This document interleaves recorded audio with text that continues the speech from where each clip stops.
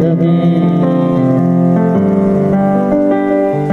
பொன்மணி நம் வீட்டில் சௌக்கியமான இங்கு சௌக்கியமே என்னை பார்க்கையில் கவிதை கொட்டது அந்த எழுத நோக்கையில் முழுது முட்டது ஓ கண்மணி அன்போடு காதலன் நான் எழுது கடிதமே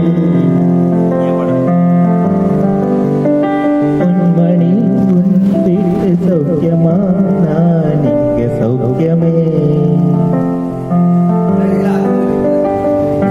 எண்ணி பார்க்கையில் கவிதை கொட்டது அதை எழுத நினைக்கையில் வார்த்தை முட்டது